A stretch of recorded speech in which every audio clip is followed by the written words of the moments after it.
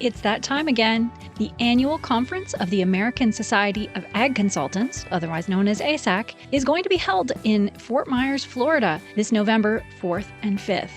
Kurt Covington is one of 9 professionals who will address the conference. The other speakers who will cover a wide range of topics represent Florida Farm Bureau, Florida Citrus Commission, University of Tennessee Institute of Agriculture, National Ag Law Center, Risk Mitigators and Advisors, Tyler Associates, as well as the lead economist for dairy at CoBank, and myself, Chrissy Wozniak from North American Ag. The day and a half of presentations will be followed by ag tours on Tuesday afternoon at Echo Farms, one of my favorite places here in Fort Myers. Attendees will experience farming at its most creative, with unique demonstrations, plants, and techniques being used to help farmers and urban gardeners in developing countries. A second tour at Echo will showcase simple technologies that can improve food, water, and shelter for millions of people. A third tour of a hydroponic grower is also being planned. For more information and to register, visit www.agconsultants.org. That's www.agconsultants.org. See you there.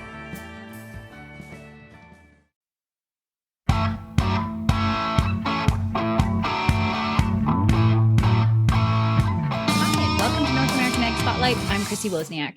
Today, we welcome back American Agri-Women President Heather Hampton Knodle, who's graciously agreed to join us every couple months to give us an idea of what's happening in ag across the country and what action can be taken to protect our industry. Here at North American Ag, we're all about truth and action, and Heather strongly believes in both of those things. We are pre-recording this episode ahead of time because we have some busy weeks ahead, and when this episode is released, both Heather and I are going to be in Washington, D.C. with the annual American Agri-Women fly-in, where we'll be meeting with USDA, EPA, our political leaders, and taking a stand on positions that we've agreed are important for the future of agriculture. Action is important. Sitting back and letting things happen is not acceptable. Our children and their children need our help, and they need it now. Our topic today is the importance of leadership development in agriculture. Why do we need to train the next generation of warriors for ag? From Fillmore, Illinois, I'd like to welcome President of American Agri-Women, Heather Hampton Knodle. Welcome, Heather, and thank you for joining me again. I always look forward to our conversations. Yes, and now you got me all psyched up, like, yes, let's go. Freedom, run. So I want to start out by outlining the action that AAW is taking to help secure a future with an abundant food supply and a place where producers are free from regulation and policy that counteracts common sense, which is the focus of our last episode, pretty much. But what is the purpose of the American Agri-Women fly-in to Washington, D.C.? Our purpose, first, let me compliment you on how well you distill that vision in that nugget. That was so well worded and concise. So I love it. And our fly-in to Washington, D.C. is to allow us to put our, call it, philosophical point of view into action and to bring common sense to those who are elected to represent us and those who are appointed and or career civil servants in charge of developing the rules, the regulations, the frameworks that our elected officials spell out for them. So it's so important that we provide this opportunity or door, if you will, for members of Agri-Women to step through and then meet in person with some of these lead decision makers and policy makers and have real conversations about what they might think in theory and what that does to us on the ground. And what we've seen over time in my involvement with Agri-Women is it does have an impact for the most part in many agencies. And I can share a couple stories where it hasn't. But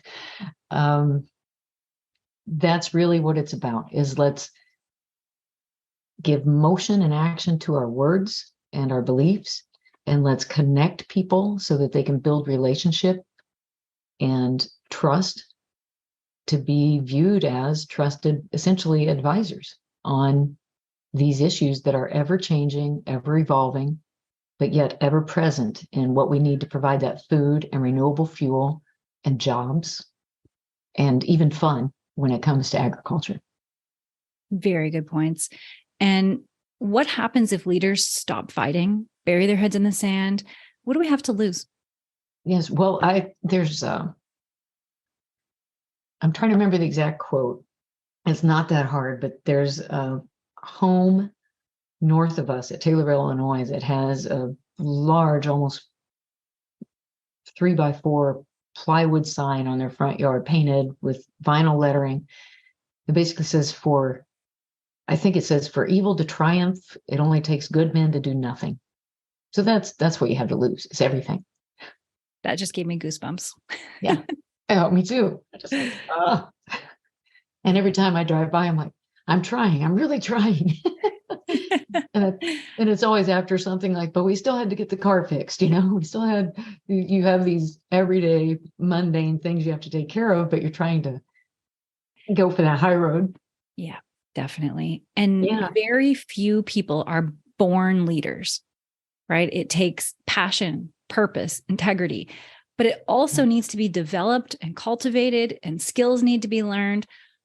What is American Agri-Women doing to develop new leaders? And what is this new initiative, the AAW Road to Influence?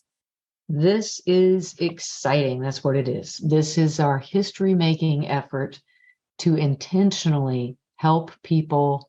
I say this not really jokingly. I used to say it tongue-in-cheek, but to help them through a 3-phase approach, where one is, how do we get out of our own way? Because oftentimes we sabotage our own self with things we don't even know, blind spots such as pride or insecurity or fear, just not even having the courage to then maybe step out of that, or not realizing where our true skills lie and where we need to shore up in some other areas. So we are making an intentional effort with initially a small cadre of people who are now invited as of May 25th. We've opened up applications, so members of American Agri-Women can apply to be part of this really, I want to say deep, but it's a personal development and then a leadership development program. I mentioned 3 phases. The first phase is know yourself, and then figure out how to manage and coach yourself internally. Second phase is, how do we work with teams, within groups? You may not like everybody you're there with, but in order to get something done for a larger mission or a shared goal or desired outcome, it's really important to know how to work together internally. And then the third phase is they will actually complete an initiative or a program as a group. So something that hasn't existed before, solve for the problem and help bring solutions to the table to help other women in agriculture and or the agriculture industry through American Agri-Women. And the deep importance to this is, when you are, in particular, women's on farms and on ranches, and also in agribusiness, and maybe they're entry-level positions in agribusiness. It's the grain elevator, a seed salesman, or we have so many, ag finance across the board who are our members. Some of them have some access to some training, but many, especially those who are on farms and ranches, don't, unless they go out and invest in this on their own. Right. And it can be so very expensive. If a program like this would probably cost close to $10,000, and that's before any travel. And so we're working with some partners to try to next level and develop some really high caliber leaders so that they can respond to these critical challenges that you're so well aware of. And I think your viewers are so well aware of, but ag is on the front lines. Yeah. And we need people who can work wisely and effectively to, make things happen, deal with the challenges that are coming our way. Right. Yeah. And backing up to that first phase, like that really resonates with me, just getting out of your own way. I immediately thought about the author Brene Brown. I don't agree with her in politics, but she's an amazing teacher. And one thing that I learned from her books is always reframe your problem as in the story I'm telling myself is, because odds are 75 to 80% of what's going on in your life is actually just a story that you've told yourself. And you won't even believe how many times I've said to my husband, okay, because I've told him this, right? And we've talked about this before. So I'll go to him and say, the story that I'm telling myself is that you don't love me because you haven't taken the garbage out in 3 days. But it's weird, right? Because we do actually feel unloved if they don't do that thing. And he just laughs. He's like, that's hysterical. Of course I love you. Right? I'll go take out the garbage. But if we can get out of our own way and stop our brains from just, they don't love me or this person's judging me or get over yourself. Right. And get out of your own way. So I love that's where it's starting. Yes. Well, thank you. And that's where we have some tools to help people. They'll be working through some patented, copyrighted, proven self-assessment tools very early, like right out of the gate in the process. Wow. Even before they get to meet in person for the first time. And then our facilitator is going to offer not only the small group conversations and work and moving through that, but also some individual coaching to help people and say, let's really talk about this, have the safe space to talk about that. Because for me, you mentioned the trash not being taken out in 3 days. For me, it is the wet towel on the bathroom floor.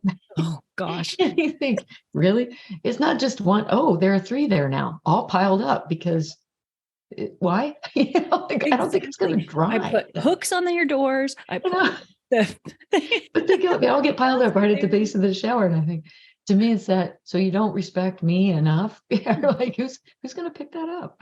But you're right. You start telling those narratives and those stories. And I remember, I think it may have been one of our early conversations. And I remember sharing with you, some people, when we take that defensive position where we always feel like we're under attack, rather than, trying to reframe it. And it's more of the, what can I do today? Because I do have some power. There is something I can do. And you find what it is you can control rather than focusing on everything that is out of your control. Yeah. And it's kind of a related note to that. Definitely, like distilling it down, right? Yeah. Yeah. How we dial in and dial down. Yeah. Yes, the dial down is important too. Yes. Yeah. That sounds absolutely amazing. And then what's the time frame for this? Right now, AAW members can apply until I think June 16th, June 15th or 16th. Then we will have some Zoom interviews with candidates.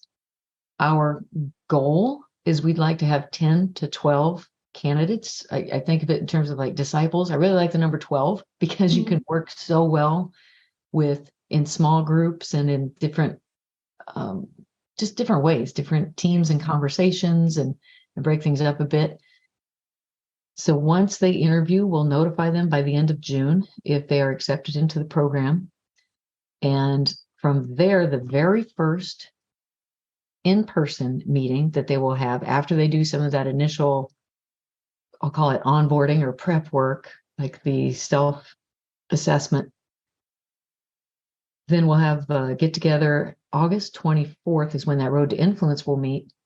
Okay. Cadre will meet. And then August 25th, it'll be in conjunction with a leadership event that we are planning in Reno, Nevada. Wow. And I'm just excited. I think it's going to be fun. I know it's going to be high impact. And it's Reno in August. Yes, it's going to be hot, but we will be inside the cool Peppermill Resort and Casino. So, not the casino part, but we will be there meeting. And I think it's going to be great. Yeah, that sounds incredible. So if someone isn't already an AAW member, can they become a member if they're interested and then apply? It's a short time frame here, but well, for this first round, if they want to attend the event with the reception the evening of the 24th and the event on the 25th, absolutely join now and then take advantage of that member rate, because that's another program that would be valued, outside of agriculture, if you will. Right. People are charging $400 to $700 for the type of event we're going to be offering. for far less than that. Yeah. So they can absolutely, join and participate in that. In order to qualify, I guess, for the application process for Road to Influence. So this small group that'll be the intensive program over the course of a year. So we launch in August, actually be a year plus a few months. And then they will graduate or be recognized in November of 2024 at the National Convention.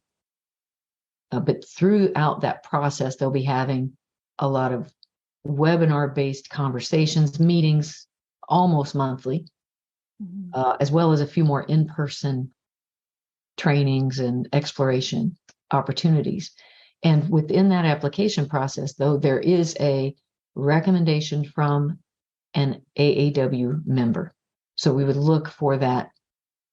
There is somebody within American Agri-Women who agrees that you'd be a really good candidate for this program, and here's why. Right. So that's part of that process. All right. And do you know what the cost would be for the program yet?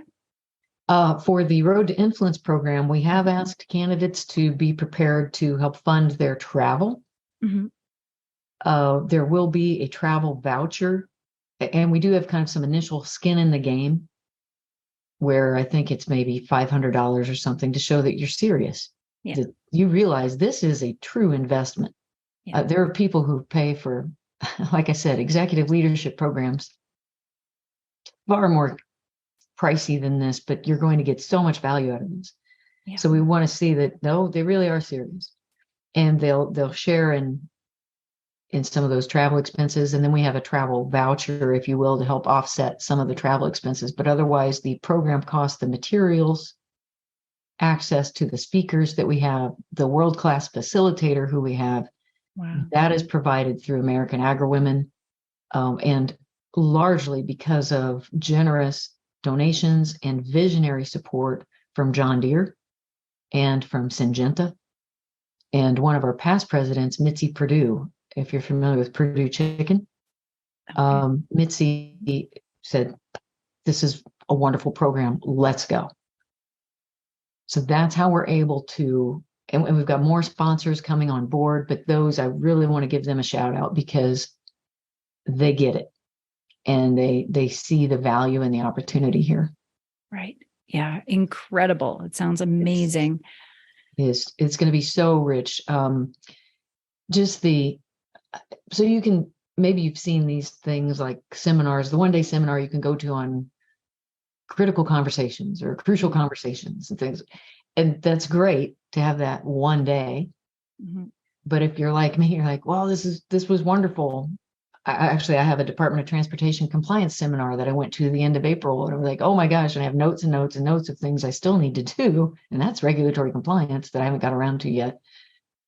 Well, this program is going to be not only have we talked about it and you had someone talk to you about it, we're going to explore how you apply it. And we're going to allow you to apply it. And keep coming back to it. So it really becomes more of an ingrained behavioral benefit.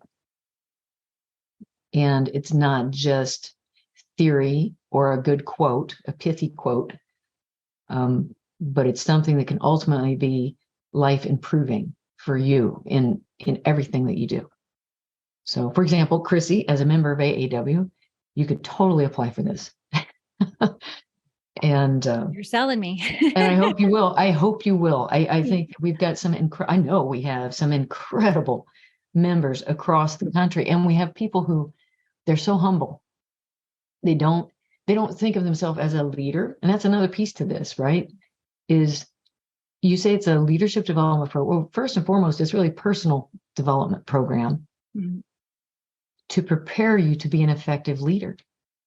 And an effective leader is not always the best person at the microphone with that soundbite, right?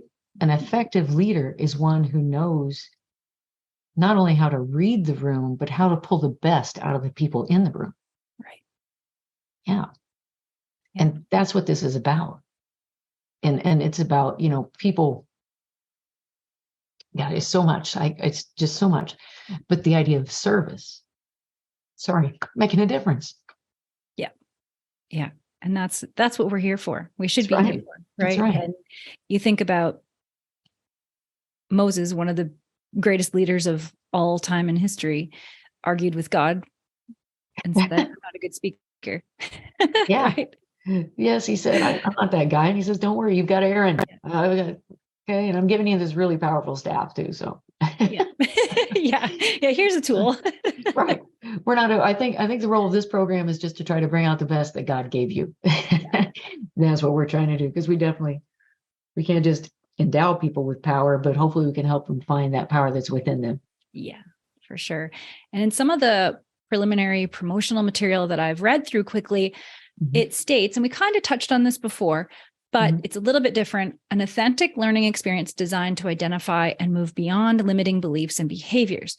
So that's exactly what we're just kind of talking about. But what are limiting beliefs and behaviors, and why is it so important for all of us to conquer them?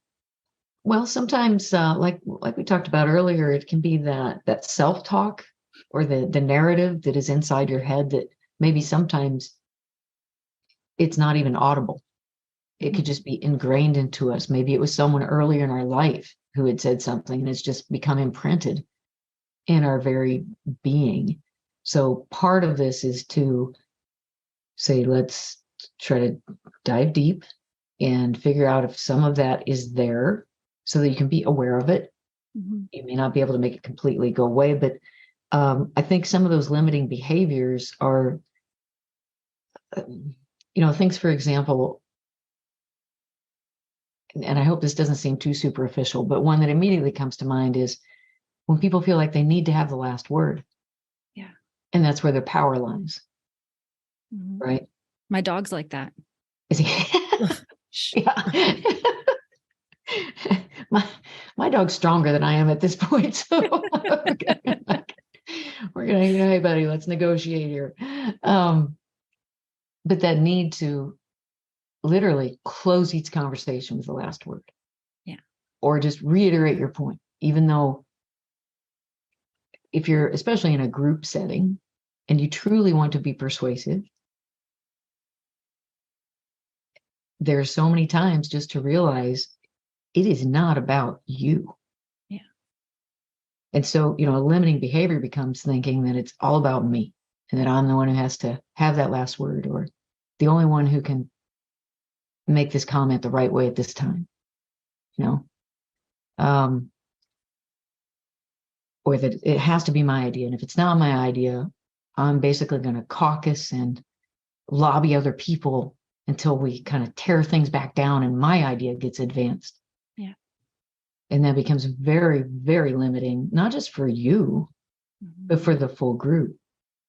And that's something for me anyway, in the last decade, definitely the last 5 to 6 years, has been, I think I've really tried to do a conscious job of realizing and believing that somebody else in the room actually has a better idea. I may have the energy or the enough sense, if you will, to say, look, we have a problem. This is what it looks like it is.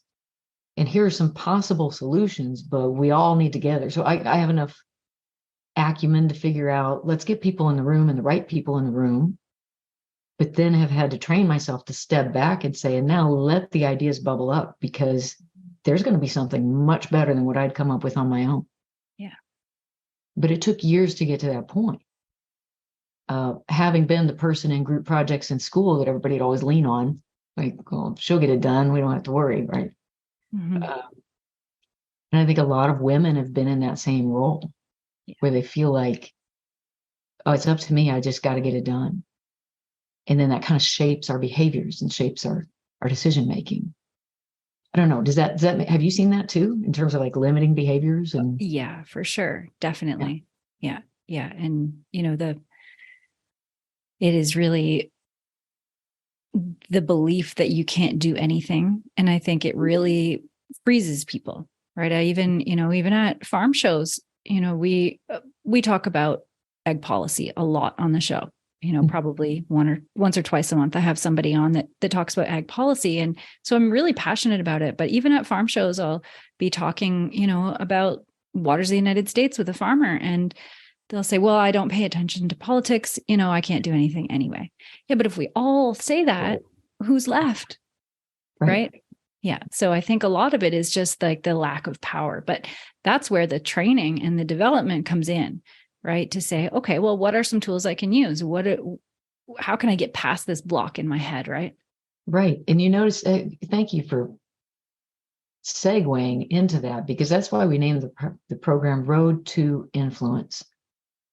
It's the idea that we talk about 5 core competencies in that, but it's the idea that even if you do have the best idea in the room or the best solution, if you cannot effectively persuade other people or communicate, inform them, help them understand how that would help them, first that it's a shared problem and that this is going to help all of us if we pursue this, and genuinely solve the problem. If you can't do that, then you aren't as powerful as you could be.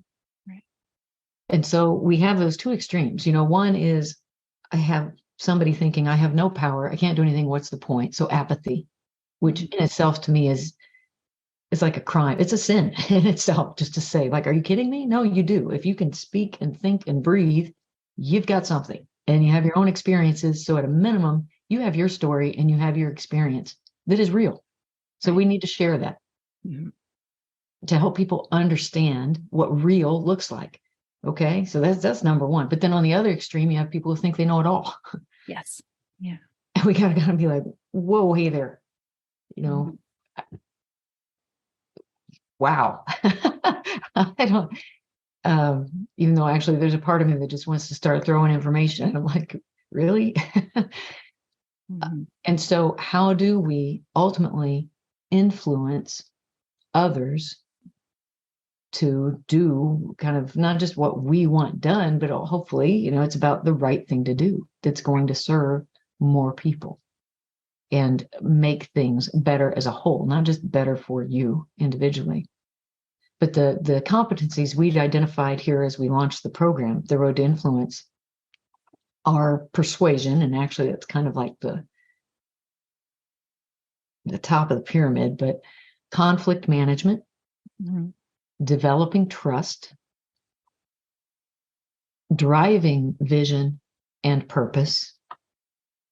So you can have a shared vision and articulate that, but then how do we drive it? How do we parse it out so that it's doable, not just overwhelming or like a tsunami that just seems so big? Effective communication. How do we not just yammer, but have a purpose in how we listen and how we express ourselves? And also collaboration. So ultimately, it's kind of that no woman, no man is an island. We do have to figure out how we can truly collaborate to be able to get more done. But at the end of the day, it's about that persuasion and being able to have influence for the desired outcome. Right. Yeah. Yeah, that's awesome. And now what if someone who is listening and can't make that kind of contribution of themselves, or is not part of Agri-Women, or, maybe as a company, what if they want to donate to support somebody going through this or support the program? Oh, well, that's a wonderful question. Again, through AmericanAgriWomen.org, there are opportunities to contact, for example, AAW president.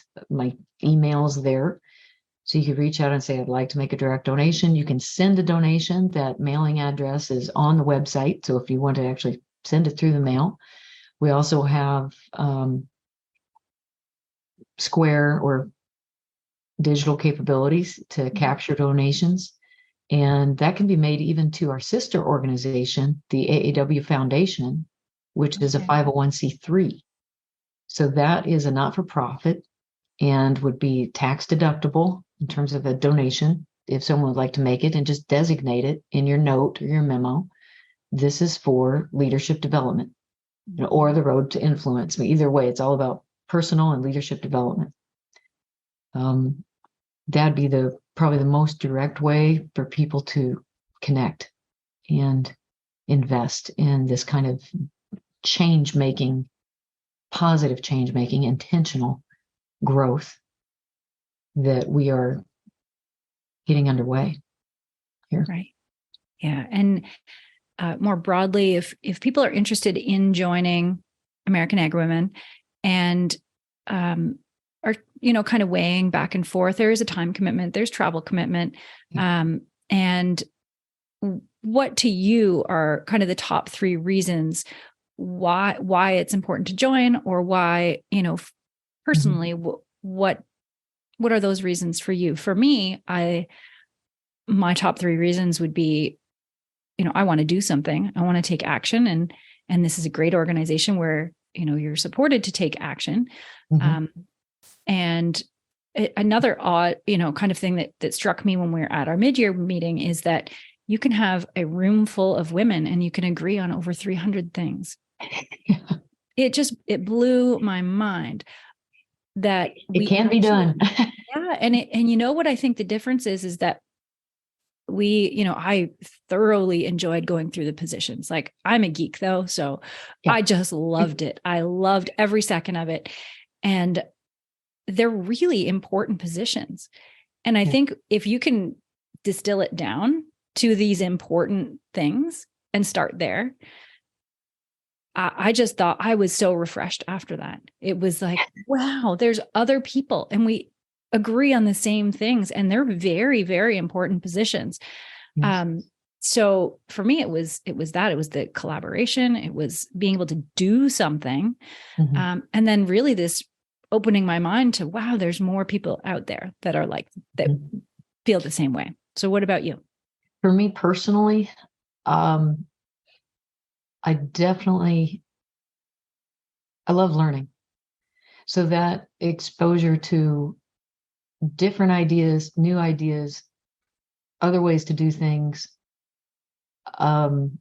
access to decision makers and or change makers or innovators, whatever they're doing, Agri-Women has provided that for me over time. And I love the regional variation and just how the variety of it. But then totally agree. It's kind of like Cheers. You want to go where everybody knows your name, But I agree with the concept now. You didn't say it quite this way, but I was thinking it's about feeling supported. It's having shared goals, shared values in the larger sense of abstract things, like freedom and sovereignty and private property and free enterprise system. Those as core fundamental things are really unifying. And sometimes in our day-to-day life, there's not as many opportunities to have a genuine conversation with somebody about that. Right. Everybody kind of seems to be in either like the man said to you, I don't talk politics, or I've got my megaphone and I'm not interested in having a conversation. I just want to yell. And so it's really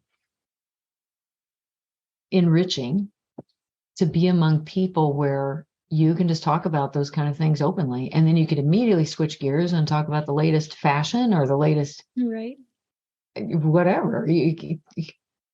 It's about being supported and feeling like you're part of something bigger, yet still unique, and continually learning, and also having access to information or decision makers or things that you couldn't get on your own. And the organization enables that. Right. And so, yeah, great answer. And I'll add that before I joined, it was actually my first interview with you that helped me make that decision, because I was very against just a all women group. Like, to me, that just seemed dumb. I've always worked against that in my life. Like, I've worked in, agriculture. we're and truly consumption. equal. And So yeah, like I why don't would we care need that? just because my body parts are different. I've always fought against that. But I remember I asked you about that in that interview. That was probably a year ago now. And you said, because we're different. And I'm like, oh yeah, we don't actually celebrate differences anymore. Do we? Right? Not really. We are different. We talk different. We act different. And we have different needs. When you have a group of women sit down at a table, just to have coffee or drinks, the conversation would bore men, right? In the same way, Potentially, right? yeah. Yeah. So, there comes with, there's downsides too to a group of women talking, but you were dead on there. And I think we are allowed to celebrate the differences. And it might be even more important now to celebrate differences than ever before. So yeah, so that was definitely a block for me, but you definitely helped me pass that. Oh, well, thank you. Because I share that same approach that, we are equal in the sense of I don't look down on men, nor do I look up to men. I've just always felt like I was a tomboy growing up, though. Yeah. So all my friends were guys. My dad trusted me. To me, it's like, you earn it. And yet I do recognize things like, call it glass ceiling and pay disparities and these things that are well documented. But yes, we need to fix that.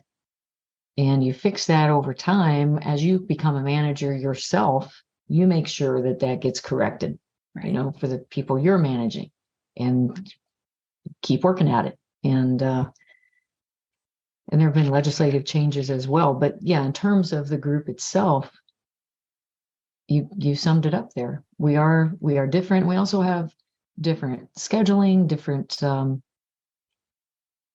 It's just nice to be part of a group that recognizes you have to be nimble, you have to be flexible. You can't always. So many organizations, especially in agriculture, are still on a traditional. You've got a 2-day board meeting every month or every other month, and you've got to be away from your family, your business, and everything else you're doing, even though you're still connected by your phone. Yeah. And we just have, at least for me as a mom of 4, that is not feasible. That's not a reality. And a producer. And yeah, right. And plus, and right. Right. And you think I can still get a whole lot done. But that's just not a feasible ask. Yeah. And yet we have a lot to offer. So, and it's interesting too, as you said that about being different. Maybe you've seen the brain scans also of how kind of typically, there are always exceptions, but in general, the way a man's brain will function is that he kind of centers in one area, and they're very, very focused, very, hunter focused on that topic, which is tremendously powerful. And yet the woman's brain typically, on average, as they scan them, looks much more like a traffic grid where it's constantly bouncing out. It'll start in the center, but it's bouncing in multiple directions to kind of gather and collect more of an associative type thinking pattern. From other stores and other pieces of memory and experience to then inform a response. And also, you can call it multitasking. I don't know. I've seen some interesting literature on that lately, but it's more than just multitasking. It's actually how the brain functions. Right. Yeah. And you can see that. I've been in many board meetings where, the man will be, we have to do this. Right. And I'll be sitting there going, but what about this? And how about that connection? And what about this? And we have a place to ask questions and draw out all of the answers, right? Where it's not just a straight arrow of, kill and drag it home. Right. Yes. Right. Like it doesn't always work that way. Yeah, that's it. Yeah. And again, I don't mean that as a criticism, but it's part of that. I think this is why we can annoy each other too over time, not just men and women, but women and women. Like, for sure. All right, I get it. You thought of all the details, but now we actually need to do something. We just gotta keep moving forward. We can do it. We'll, just let it go. Awesome. So why is this particular? You've been excited about this program for a long time. I have. So why is it so important to you? I just see a real need. It's so important because we need to have people who can continue the type of value that we just talked about in this organization. Mm-hmm. And we need to have them equipped in such a way that they aren't constantly questioning themselves. Mm-hmm. I mean, you need to be introspective. I don't want to shortchange that, because it's really important to just, do a gut check and like, where am I really, and ethically and morally, and where am I in my evolution here? But not be questioning, every day, every single thing. They've got to have the confidence to know and to be able to walk alongside some other people who are also well equipped and have had a similar training that they can fall back on, if you will, or draw from, so that they can manage everything that's coming at them. Because I've served as a national, let's just take Agri-Women as just one example. I served on the executive committee. At the time our first child was born, he was 2 months old whenever I was installed as an officer. So that was 20 years ago, almost 21 years ago, Wow. which is crazy to say that out loud. So I served for a 2-year stint then, and then another 2-year stint in the mid kind of 2015, whatever. And I've been in other office positions, leadership positions in the interim. And it is just inhumane, actually, how many different issues people in agriculture are expected to be conversant on any given day, in any given hour. Okay. Mm-hmm. You think about that. Because I have friends in small business from different industries, and they too, as small business owners, it's a similar thing where you have to understand so many different skills, Mm-hmm. topic areas. In agriculture, it's small business, plus let's add in the chemistry, agronomy, mechanics, marketing, commodity marketing, trading, futures, plus regulatory compliance in everything you're doing. Yeah. And it's just, but my larger point here is there is so much more coming at us so much faster, because we are on the 24-hour news cycle. Beyond that, you have so many different channels for information and opinions to be formed. And when opinions get formed, people ask questions or they cast aspersions. There are very few people out there building people up. Yeah. Everything's trying to tear something down, which is so much easier. Yeah. And get clicks because people click on that. Yeah. I mean, what the heck? So we're just trying to monetize stuff rather than do the right thing. Yeah. And do something that is lasting and truly sustainable. And so that's why this matters to me. Mm-hmm. Is so that we can build people who are resilient and capable and able to then stay focused on the more important goals, but yet deal with the urgent as it comes up. Right. Yet keep pressing forward to continually improve and innovate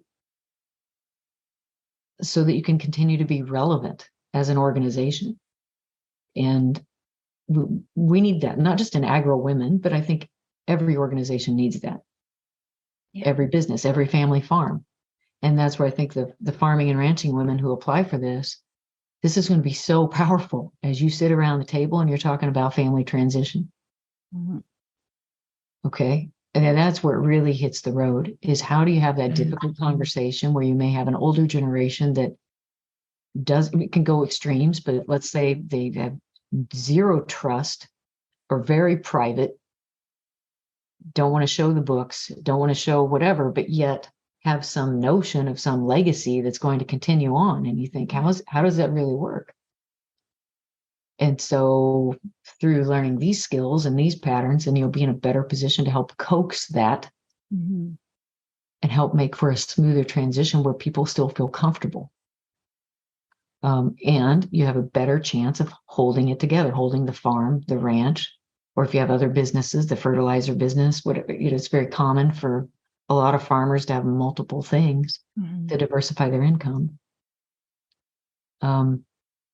It's just really, really, really needed and powerful. And we plan on, we talk about this small group that can apply right now. And you asked about those who may not be able to make it or afford at this time. Maybe it's a season in their life where they're like, I just can't do this right now. Yeah. Our plan is to offer again, at least 2 more years, 2 more cycles. But also, we are going to be recording some of the content, not all of it, but some of it, and then also try and provide handouts or tip sheets to our members as a value for them. So things that they might be able to, like I have stuff on the side of my computer, just actually one thing I have on my computer is from the Princess Bride. So that's really not much of a leadership tip, but it's funny. It keeps me laughing, Inigo Montoya, he's right there. But it's things that people can use and can apply. And we want to help enrich as many women as we can in agriculture so they can lead, even though they may not think of it as leading. But even sitting around that kitchen table, that's powerful. Yeah, absolutely. That's awesome. And where can people get more information and where can they register if they're ready to register? All right. So AmericanAgri-Women.org is where they can find all they need to apply for the Road to Influence and also register, sign up to be part of that leadership event in Reno, Nevada in August 24th, 25th. Right. Those speakers, I'm looking forward to it. We're going to cover some things on nonprofit governance too. So not just parliamentary procedure. I have friends who want to treat that like guerrilla warfare. Like if I can figure out how to make a motion and table it faster than the next guy. No, that's not what we're talking about. We're talking about everybody coming to the table with the idea that we really are here to accomplish good things and to do it together. So how do we know what our rules are, know what we have to do for legal compliance, but then what kind of board building behaviors do we have here to really be effective? So we are going to have that as a part of the session, but it's going to be interactive. Trust me, it's going to be fun. And people will be at the point where like, I really don't want to go home at the end of the day, right? Because then they're going to love the keynote who's going to help them with their confidence and also kind of aptitudes and figure out, oh, wow, I didn't realize I had that inside of me. I guess I could apply that in this way, or, well, this is how this situation might play out. And in the meantime, it'd be a great chance to just network with other women in agriculture and get that, oh my gosh, you mean you're going through this too? How have you dealt with that? So it's about the network and either commiserating or collaborating and building support for each other. Yeah, that's awesome. And thank you so much for joining me again. I always love our conversations. I think we could actually go for hours and hours. Well, sorry if I went too long here. No, it's great. It's definitely not scripted. So thank you for letting me just, go off script because there is none. Yeah, that's great. And thanks to all who are watching or listening. If you want to learn more, all the links are provided in the show notes. And don't forget to subscribe to North American Ag Spotlight on YouTube, Rumble, Telegram channels. And the podcast is available on Spotify, Apple, Stitcher, Amazon, or wherever you listen to podcasts. And please share the episode if you like it. Have a great day.